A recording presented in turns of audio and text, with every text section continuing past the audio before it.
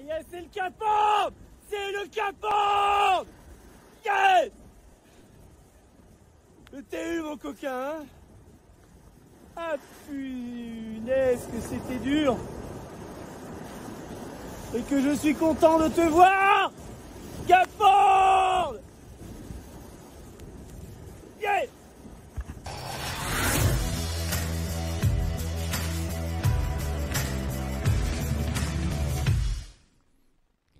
Il l'a fait, magnifique. C'était il y a 3 jours et nous sommes aujourd'hui au 69e jour de course et on peut dire que Stéphane a atteint son Graal. Il n'est pas encore arrivé bien sûr, mais après les mésaventures de 2016, voilà enfin l'étape tant attendue. Bienvenue aujourd'hui dans cette 10e visio en direct avec Stéphane. Aujourd'hui nous avons le plaisir d'accueillir Édouard Stack, respirologue, dont vous avez sans doute entendu parler si vous avez lu attentivement le dernier BBI. Avant de lui donner la parole, avec Denis Auro, nous allons faire un point sur la course.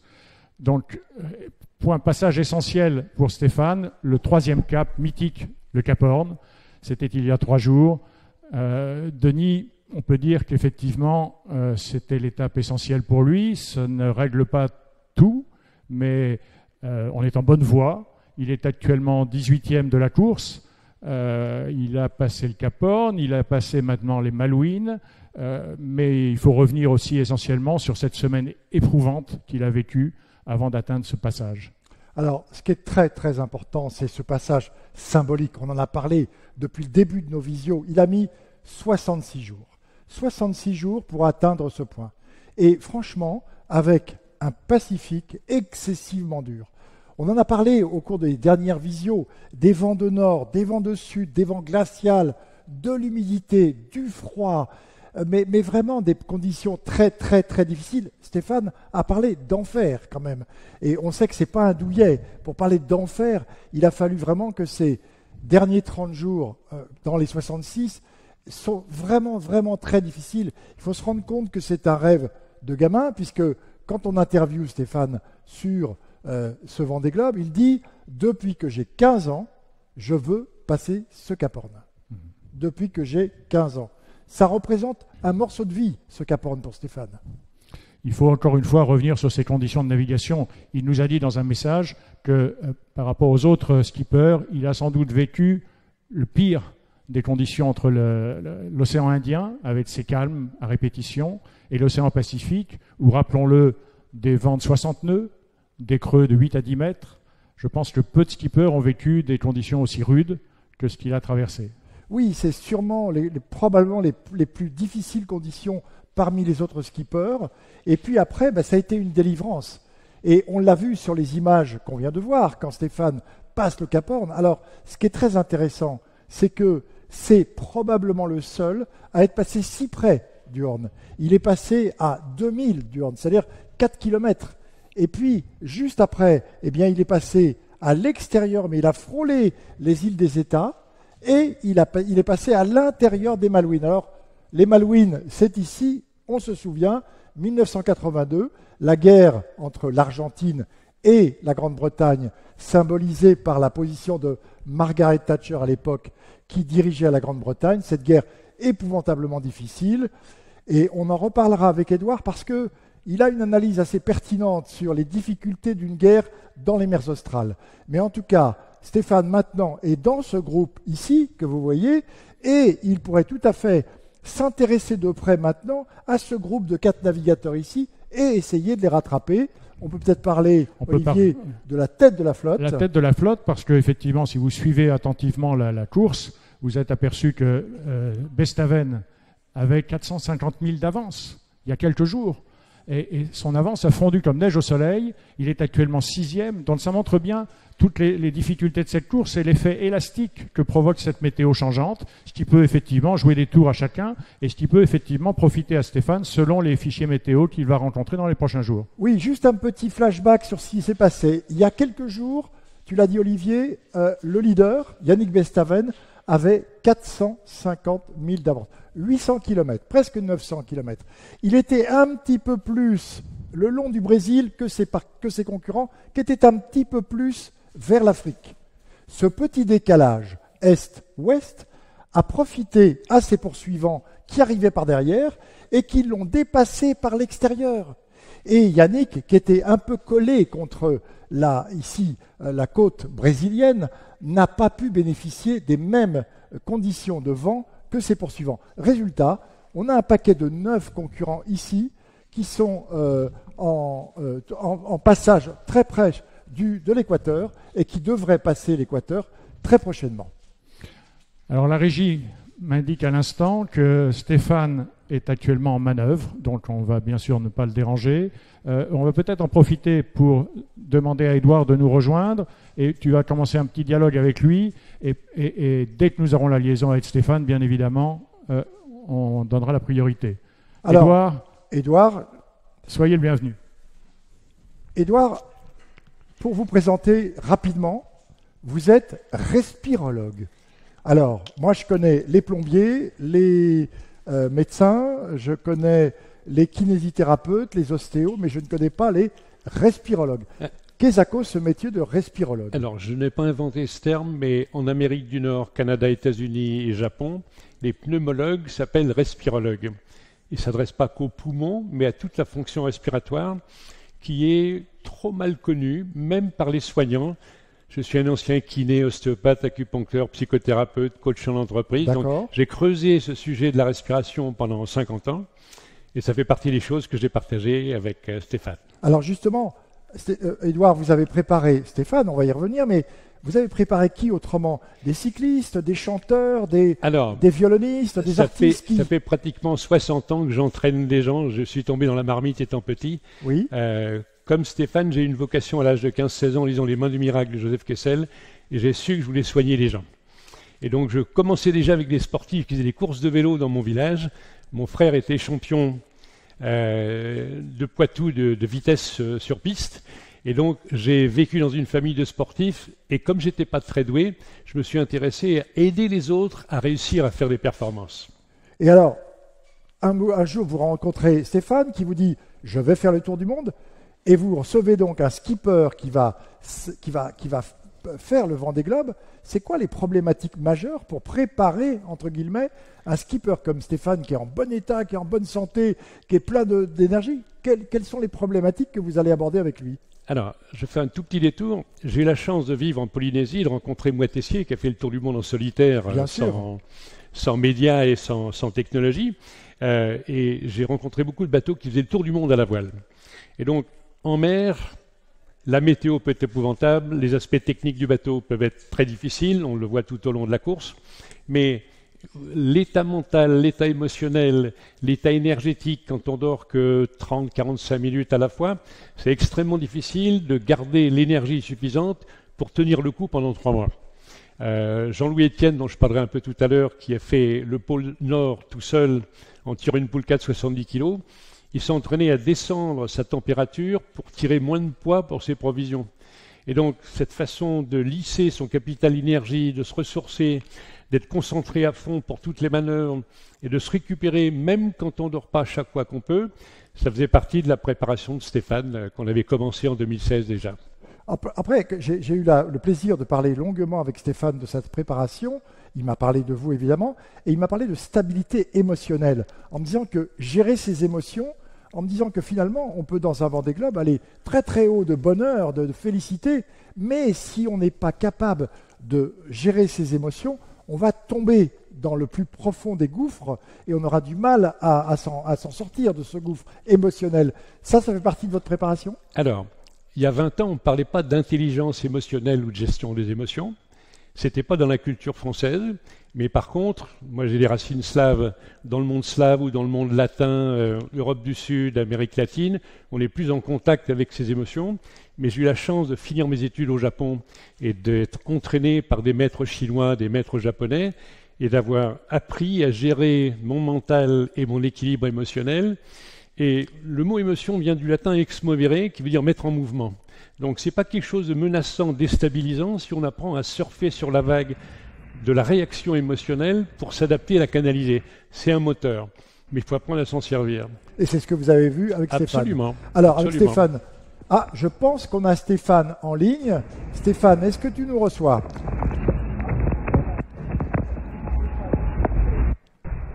Stéphane? Allô, allô. Ah, on t'entend, on ne te voit pas, mais on t'entend, Stéphane. Oui. Est-ce que tu peux orienter ta caméra, voilà, pour qu'on te voit? Génial, formidable. Merci beaucoup d'être là, Stéphane. Alors, évidemment, ça a été la semaine du Cap Horn. Nous, on aimerait énormément que tu nous parles de ce Cap Horn qui a été tellement important pour toi. Comment est-ce que tu as passé ce Cap Horn?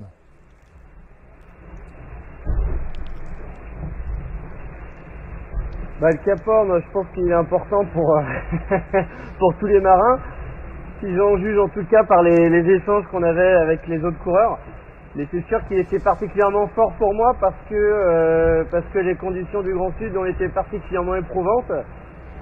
C'était le Vendée Globe de tous les contrastes et la dernière semaine j'étais vraiment mis à rude épreuve. Donc ça sonnait comme le passage du cap mythique évidemment, mais aussi comme la délivrance, parce que je savais que derrière j'allais changer de conditions météo et je pense que j'arrivais au bout de mes capacités physiques et mentales. Donc ça a été une vraie libération. Et puis évidemment le Cap Horn, je l'ai tellement rêvé, j'ai tellement lu d'ouvrages, j'ai tellement suivi de courses qui passaient par là, que me voir transporté dans ce paysage avec le cap et le phare derrière, j'avais l'impression d'être entré dans un de mes livres, dans un de mes rêves, et c'était un moment absolument unique. Et puis tu m'as dit que quand on en a parlé il y a quelque temps avant le départ, tu m'as dit que c'était un rêve que tu poursuivais depuis que tu as 15 ans. C'est-à-dire ça fait quelques années. Et donc trouver l'aboutissement d'un rêve que l'on a quand on est adolescent, c'est extraordinaire quand même, non?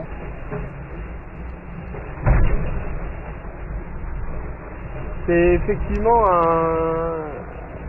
une énorme source de satisfaction, c'est tellement incroyable de pouvoir réaliser ces rêves. Et d'autant plus que ce rêve, j'avais ancré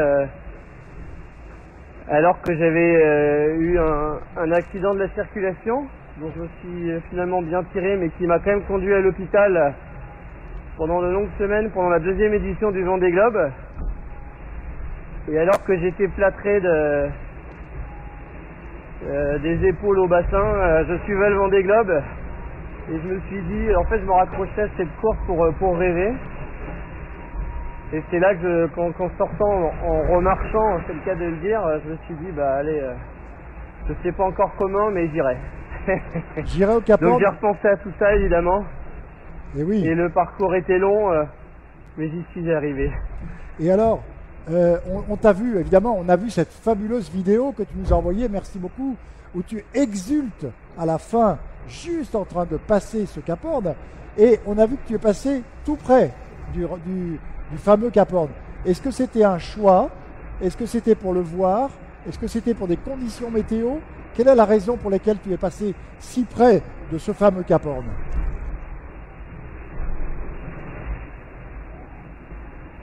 Dans tous les cas, pour être honnête, je pense que j'aurais été capable de ralentir et de changer ma route pour aller le voir. Mais en l'occurrence, j'ai eu beaucoup de chance. Déjà sur le timing, parce que je suis passé en plein jour. Et parce que le vent, tel qu'il était, m'incitait à aller à la côte. Pourquoi? Parce que je voulais passer près des îles des États. J'avais un fort coup de vent qui était juste derrière moi à quelques heures et il fallait absolument que je fasse de l'est le plus vite possible.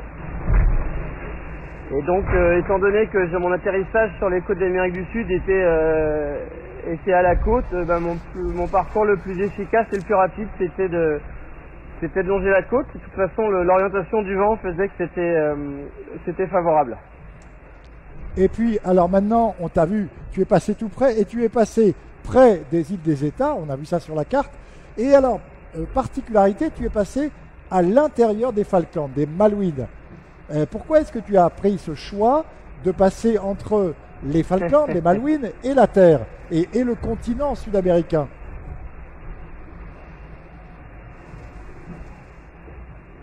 Alors j'hésitais beaucoup, je rêvais d'un scénario conventionnel qui fait passer à l'est pour contourner des hautes pressions. Et puis j'ai guetté, j'ai vu cette dépression près de l'Uruguay qui est en train de se créer. Comme un mauvais film, on veut pas y croire. Je dis non, c'est pas possible, ça va pas arriver. Parce que cette dépression elle rimait avec si je passais à l'est des Malouines, avec faire du près serré dans du vent très fort. Donc j'ai fait une route proche de l'île des États. Je visais l'est des Malouines, pour passer assez à la côte. Et à mi-chemin, quand j'ai réactualisé les fichiers, j'ai compris que la dépression, je ne pourrais pas l'éviter. Et donc j'ai accepté de changer de cap. J'ai mis cap plein nord pour passer ouest Malouines. Et aujourd'hui, je suis tellement heureux de ce choix, parce qu'au moment où je parle, là, j'ai réussi à passer dans le nord de la dépression. Ce qui veut dire, c'est que je suis dans des vents portants. Là, j'ai un cap au 45, c'est-à-dire nord-est, pile poil la route, dans du vent portant. 20 nœuds de vent, je ne sais pas si on voit derrière. Et là, c'est le bonheur. Et c'était un peu risqué. Cette nuit, en fait, je suis rentré dans le centre de la dépression, je l'ai contourné.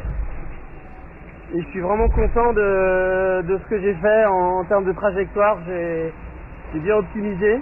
J'ai réussi à pas me décaler dans l'ouest et à réussir à passer dans le nord de la dépression. Donc voilà l'explication du passage ouest Malouines, c'était pour viser ce positionnement.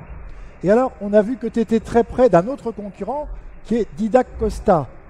J'imagine que le Vendée Globe, ça permet de tisser des liens avec d'autres concurrents. Donc j'ai une question très simple, est-ce que tu as pu parfaire ton espagnol ou ton catalan en parlant avec Didac pendant cette remontée et pendant ce passage des Malvinas?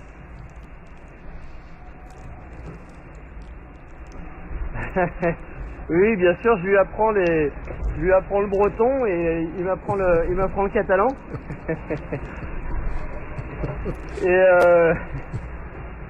Et blague à part, ouais, c'est mon compagnon de route depuis le Cap Lewin. Et ce qui est rigolo, c'est qu'on a des bateaux qui sont très différents. Le sien est plus ancien et plus simple, le mien un peu plus récent et beaucoup plus compliqué. Sur le papier, je suis plus rapide. Mais comme j'ai plein d'ennuis techniques à gérer, la résultante, c'est qu'on est à côté. Même si j'espère évidemment faire ce que je suis en train de faire là, continuer à le distancer. Mais ça montre quand même que voilà, entre un choix simple et efficace et un choix plus élaboré mais plus compliqué, c'est pas si évident. Mais je pense que même que d'ici les Sables d'Olonne, mon bateau va pouvoir faire la différence. Mais en attendant, c'est beaucoup d'échanges avec Didac, c'est quelqu'un de très gentil.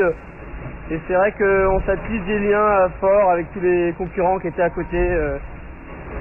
Cali, Alan, Jérémy, Manu Cousin, etc. C'est des gens avec qui j'ai beaucoup échangé. Donc ça crée des liens. Alors maintenant, parle-nous un tout petit peu de maintenant, Stéphane. Tu as des conditions idéales, tu as 15-20 nœuds, tu vas sur la route, c'est le bonheur maintenant.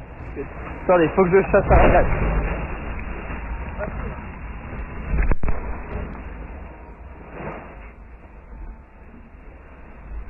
Petite manœuvre, donc absolument nécessaire pour que Stéphane puisse reprendre notre conversation. Il doit être en train de choquer quelque chose, d'après ce que j'ai compris. Une écoute ou un alba ou quelque chose comme ça. Et le voilà qui revient nous parler. Il se remet en place pour qu'on puisse continuer cette conversation. Voilà. J'ai choqué de la grand voile parce que je sais pas si on voit, mais là le bateau il penche sérieusement. Absolument, on voit. Ça va vite, c'est bien, mais c'était un peu trop là. Alors maintenant, condition idéale, 15-20 nœuds de vent, tu vas sur la route. Donc j'ai pas entendu la question, ouais. Je disais, tu es dans des très bonnes conditions, celles que tu voulais, du temps médium, sur la route. J'imagine que c'est le bonheur. Est-ce que là, tu peux donner toute la mesure de ton bateau? Tu peux vraiment aller comme tu le veux? Tu as retrouvé le sommeil, tu as retrouvé la nutrition. Comment est-ce que tu te sens maintenant?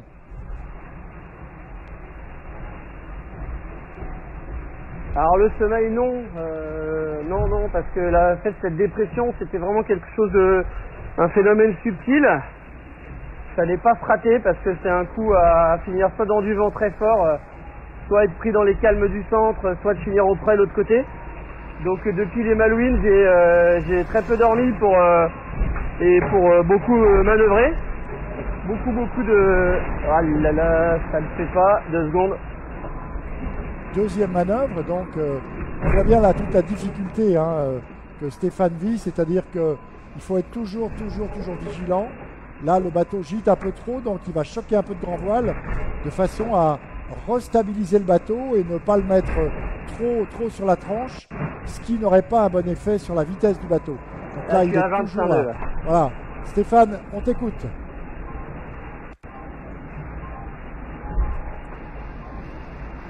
Encore une toute petite seconde, j'ai une alarme qui sonne, il faut que je la coupe. Voilà, autre illustration de la difficulté de vivre sur ce bateau, c'est-à-dire que en plus du réglage des écoutes de grand voile, de voile d'avant, etc., il y a des alarmes qui sonnent régulièrement dès qu'on a trop de charge sur quelque chose, des alarmes qui se mettent en route, qui sont impossibles à supporter. Donc là, il faut aller, soit il faut réagir, manœuvrer, soit il faut couper l'alarme, mais encore faut-il savoir pourquoi elle sonne cette alarme. Là, peut-être que c'est une alarme qui n'est pas très grave. Voilà, on a retrouvé Stéphane après avoir coupé son alarme. Ça y est, j'ai calmé le bateau un peu. Oui, donc le soleil, j'ai pas vraiment retrouvé parce que c'était subtil, mais maintenant je vais pouvoir le retrouver. Et la température, je commence à vraiment la retrouver. La preuve, je suis dehors là et j'ai plus de bonnet. Bon, la nuit, il en faut quand même un. C'est pas les grandes chaleurs, mais ça s'est vraiment bien calmé. Et ça, c'est un bonheur dingue. Et surtout, mon plus grand bonheur, c'est que là, je naviguais comme autour d'une dépression. Et la mer, c'est pas faire le malin, mais c'est de la rigolade. Enfin, c'est de la rigolade. C'est une mer normale, quoi. C'est-à-dire que même s'il y a du vent, ça reste tout à fait manœuvrable. C'est terminé les montagnes d'eau qui s'abattent sur le bateau. Et ça me fait beaucoup de bien. Et là, surtout, ce qui va être très bon, là, c'est que pendant 24-48 heures, je vais rester sur ce bord. Je devrais me conduire jusqu'au large, très au large de Porto Alegre. L'enjeu pour moi maintenant, c'est de me décaler dans l'est, c'est pas faire que du nord, il faut que j'arrive absolument à me décaler dans l'est. Et là, dans les 24-48 heures, je vais passer à une température de 20 degrés. Et je vais retrouver le soleil, et là, autant vous dire que, en termes de bonheur, ça va être une espèce de deuxième Cap Horn. Et là, tu vas pouvoir faire sécher tes vêtements, l'intérieur, ton matelas, etc., sécher enfin ton bateau.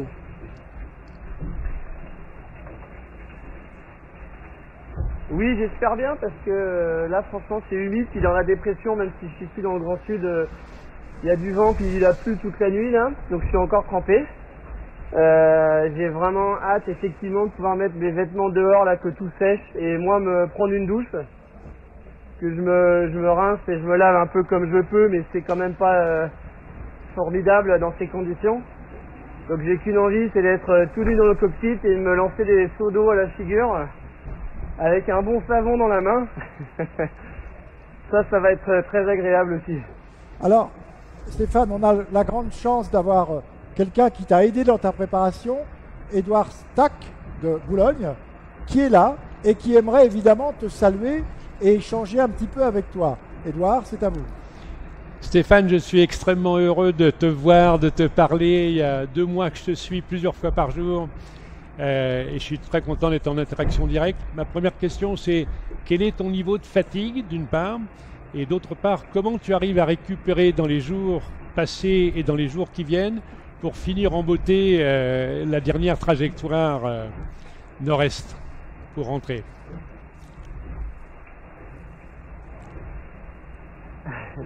Alors la première question, bonjour, ça me fait très plaisir de te parler grâce aux magies de la technologie, on peut se parler comme ça à distance. Le niveau de fatigue il est assez élevé mais quand même sous contrôle, c'est-à-dire je ne suis pas passé en rouge, je reste dans le orange. J'ai aussi, ce que j'ai pas dit, c'est qu'au Malouines j'ai dû affaler ma voile, ma grand voile pour la réparer, donc c'est aussi beaucoup d'énergie investie là-dedans. Et j'arrive quand même à m'économiser un petit peu, c'est-à-dire que parfois je sens qu'il faut vraiment que je dorme, donc depuis 48 heures et les 12 heures qui ont suivi le Cap Horn surtout, j'ai pas renvoyé de la toile. j'ai accepté que dans la course, il y a le skipper aussi qu'il faut ménager, il n'y a pas que le bateau. Donc quand je sens que je vais basculer dans le rouge, tant pis pour la course, je me préserve parce que sinon j'arriverai pas au bout.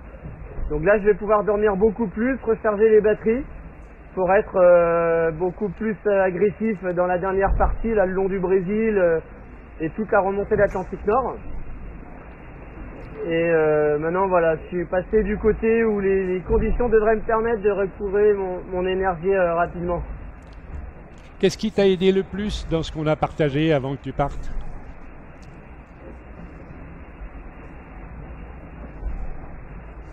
Il y a beaucoup de choses qui m'ont aidé. Ce que j'ai fait pas mal dans le vent très très fort, c'était les séances de relaxation et de relaxation profonde. Là, ça c'était vraiment bien pour me calmer quand j'étais à bout un peu nerveusement.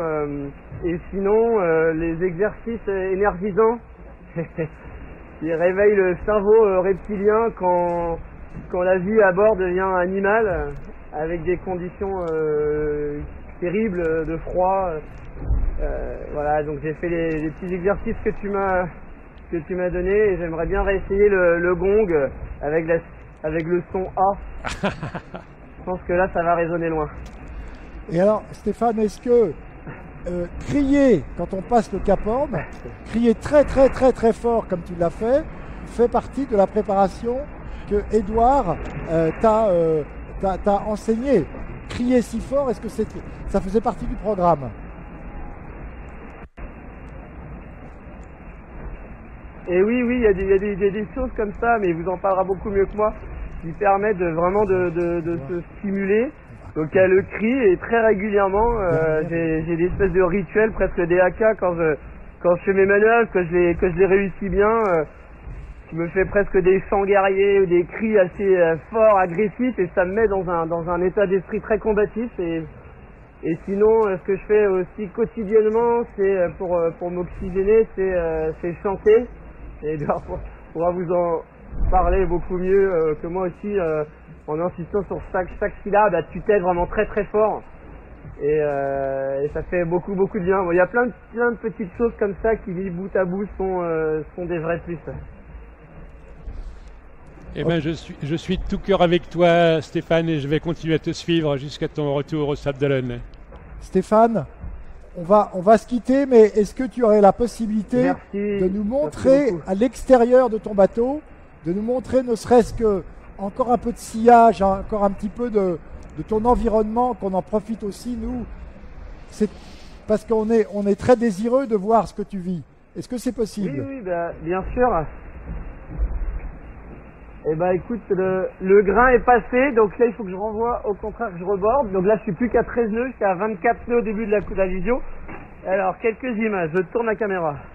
Merci beaucoup Stéphane, c'est super gentil. Voilà, magnifique, là on voit le sillage. Ça trace. Voilà, tu es à 13 nœuds, mais déjà on voit des nuages, on voit une mer assez agitée. On voit la trace du nuage qui m'est passé dessus. Et on voit que j'ai pas encore beaucoup de toile. Et là, je crois que dès que je pourrai, je renverrai mon riz. Je vais laisser passer encore un petit peu de la dépression parce que là, je suis dans un vent qui est instable. Et là, on voit mon Genac qu'on appelle le Jeep Top. Formidable. Et le foil qui travaille. Formidable. Écoute Stéphane, vraiment un grand merci, on voit tout ça très très bien, c'est très éclairant pour nous, un grand merci et puis alors on se retrouve dans une semaine et là tu seras en approche de l'équateur, tu l'auras même sans doute passé, donc on aura le grand plaisir de te retrouver dans une semaine. À très bientôt Stéphane et super bonne continuation à bord de Time for Oceans. Merci beaucoup, bonne journée à toutes et à tous, au revoir. Au revoir. Au revoir. Alors Édouard, est-ce que Stéphane est un bon élève? Ah non, c'est un champion, c'est pas un élève. Bon, c'est un champion. C'est un champion avec énormément de qualité. C'est un garçon extrêmement concentré.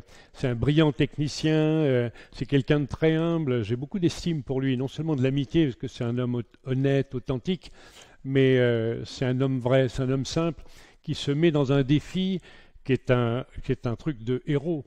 Mais alors, c'est une épopée de faire le Vendée Globe. Bien sûr, c'est une épopée. Vous le rencontrez en 2016. Ouais. C'est votre premier contact avec lui. Oui. Et vous avez déjà fait en 2016 quelques séances de préparation. On a pu en faire un petit peu, mais on a pu aller plus loin pour compléter ce qui avait été fait en 2016, pour qu'il dispose du maximum de moyens, il faut qu'il soit autonome, hein, Alors, à bord. Quand vous travaillez, c'est la respiration, la concentration. C'est quoi Alors, concrètement? Moi, j'ai exercé plusieurs métiers dans le développement, dans l'entraînement sportif, et même dans l'entraînement sportif. J'ai travaillé avec des guides professionnels qui sont allés au sommet de l'Everest, comme Yannick Seigneur, Serge Koenig. J'ai travaillé avec les équipes de guides de Chamonix de nombreuses fois. J'ai intégré dans l'entreprise l'escalade, le raft, dans la préparation des managers. Donc je sais entraîner des gens depuis très longtemps. Et quelqu'un comme Stéphane, il faut lui donner un concentré de techniques simples mais efficaces. Et donc ça parie sur son appropriation. Il a dit très très bien, entre chanter à tue-tête, savoir se relaxer le plus profondément possible, même quand il ne dort pas. Une demi-heure de relaxation, ça correspond à 2 heures de sommeil. Et donc, s'il ne dort pas, il faut qu'il puisse récupérer pour que son organisme récupère en se mettant en mode récupération.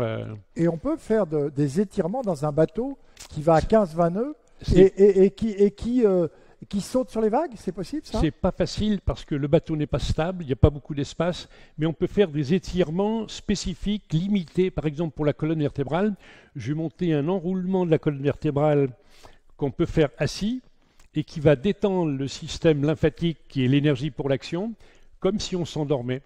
C'est l'équivalent d'une posture de yoga où on roule sur le dos pour amener les pieds derrière la tête. Oui. Sauf qu'on ne le fait pas comme ça, on le fait juste en enroulant le dos et en le déroulant. Et ça aide l'organisme à se mettre en mode de récupération, comme si on dormait. Et il a parlé de chanter, il a parlé de hurler. Alors, si vous voulez, dans la gestion des émotions et du stress, le stress non exprimé s'imprime dans le corps. Et quand on l'extériorise, quand on le partage, quand on l'évacue, on le diminue de 30 à 40% facilement. Donc il faut extérioriser toutes ces émotions qui sont difficiles à maintenir. Oui, mais il est tout seul avec lui-même, il n'a pas de spectateur pour le juger, etc. Donc il peut se lâcher. Et ça aide énormément. C'est comme les haka des Néo-Zélandais rugbyman. Oui, je lui ai appris des exercices de dynamisation. Voilà. Mais ce sont des exercices qui, au point de vue physiologique, stimulent le cerveau reptilien, qui est l'énergie de la survie. Et donc, j'ai entraîné beaucoup de champions de boxe ou d'autres, des champions de course qui font des rallyes raids. J'ai un de mes amis qui rentre, qui est le vétéran du Dakar. Il a fait Paris-Moscou-Pékin en solitaire. Et donc, quand on dort 2 heures par nuit et qu'on conduit pendant 3 semaines, c'est à peu près les mêmes conditions difficiles. Et donc, tout ça, c'est entraîner le facteur humain pour qu'il en dispose pleinement. Alors, Édouard, vous vivez à Boulogne? Oui. Sur un bateau. Sur un bateau, sur une péniche. C'est ça. Mais comment est-ce qu'on devient préparateur, respirologue? On ne s'invente pas comme ça du jour au lendemain, préparateur de champion. Ça, on fait comment? Alors, moi je savais que j'étais pas doué au point de vue sportif, mais j'avais 2 frères qui étaient au niveau national. Un était demi d'ouverture au Racing, comme rugbyman, et l'autre qui était champion de Poitou de vitesse. Et quand j'étais ado, je l'accompagnais chez le kiné pour qu'il se fasse masser avant la course. Je le massais moi après la course pour qu'il récupère. Donc j'ai appris à m'occuper de sportif alors que je n'étais pas encore professionnel. Et j'ai continué en me formant comme kinésithérapeute. Je suis parti au Japon pour apprendre l'acupuncture, apprendre la méditation avec les moines dans les monastères il y a plus de 50 ans. Et toute ma vie, j'ai perfectionné la compréhension de l'être humain pour aller chercher son potentiel et le mettre en jeu. Et au Japon, comment est-ce que précisément vous avez appris toutes ces techniques avec des maîtres japonais? J'étais stagiaire pendant 2 mois et demi avec le président des acupuncteurs japonais. Quand je suis rentré en avril 69, il y avait le congrès mondial d'acupuncture où j'ai accompagné la délégation japonaise que j'avais rencontrée à Tokyo. J'ai appris le shiatsu que j'ai enseigné pendant 10 ans à plein de professionnels pour apprendre à récupérer. Mais les techniques de récupération dans le monde du sport et de la performance sont très très importantes. Et dans le monde du sport français, j'ai rencontré Bambu quand il était ministre, j'en ai rencontré plusieurs. On ne sait toujours pas aujourd'hui apprendre aux sportifs à récupérer suffisamment. On demande beaucoup d'efforts aux sportifs, mais on ne crée pas assez de conditions. J'ai travaillé avec le colonel Chatillon, qui était médaille de bronze en pentathlon à Mexico. J'ai travaillé avec les écoles de l'armée de terre, par exemple. Ça ne fait pas partie de l'éducation, du ressourcement très complet. c'est pour ça que vous avez écrit des livres. J'en ai écrit 6, plusieurs. Qu'on peut peut-être voir à l'écran.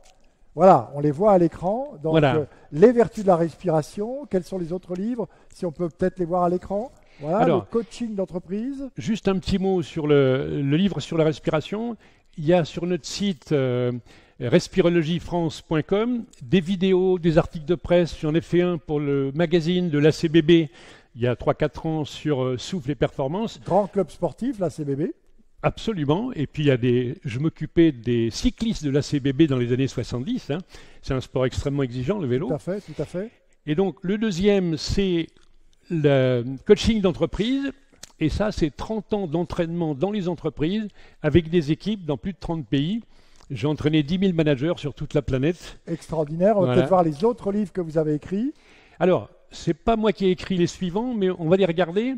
J'ai rencontré Jean-Louis Etienne dans une association de recherche sur la médecine de haute montagne. Et Etienne est médecin. Il a été le médecin de Tabarly pour préparer les expéditions. Tout à fait. Il a accompagné beaucoup d'expéditions himalayennes. Et c'est un scientifique de renom qui a fait des très très belles choses. Et il a écrit entre autres le livre suivant sur comment s'adapter en milieu de haute montagne quand on n'a plus que 20%. Qui est à l'écran là maintenant. La Voilà, médecine voilà. et le Et donc- sport de montagne. Et donc il y a beaucoup de médecins et d'entraîneurs qui travaillent autour des sportifs pour les aider à réussir. Par exemple, quelque chose sur les émotions. Le mal des montagnes arrive à toucher plus les gens introvertis que les extravertis. Parce qu'ils expriment leurs émotions, leur organisme s'adapte mieux. Et donc c'est très important de se rendre compte que la personnalité compte dans la performance. Autre livre que vous avez écrit, Alors, on le voit, il y en a- sur voilà, lequel vous avez celui-là, la dynamique c'est interne du travail. C'est un des meilleurs coachs américains qui avait écrit The Inner Game of Golf, Inner Game of Tennis. C'est un type qui avait fait Harvard mais qui n'a jamais été manager. Par contre, il a développé la préparation mentale des athlètes et des managers. C'est un très très bon livre qui est traduit en français, qui est vraiment tout à fait facile à exploiter. Édouard, un grand merci à vous d'être venu. Ça a été un plaisir. Et on espère évidemment que vous serez parmi nous le jour où Stéphane va revenir à Boulogne. Ah bah oui, Et bah qu'on oui. va pour l'accueillir comme notre héros. Et on Absolument, compte sur vous pour être présent. avec grand plaisir. Merci beaucoup à tout le monde, à tous et à toutes et à tous d'avoir suivi cette 10e vidéo. On vous donne rendez-vous évidemment samedi prochain. Et puis, vous allez voir quand Stéphane, lui, sera à peu près vers l'équateur. Et là, pour terminer cette vidéo, on va voir l'école, la CE1 de Saint-Joseph de Parchamps, qui nous a réservé une petite surprise. On vous dit à la semaine prochaine et à très vite. Passez une très bonne semaine. Au revoir.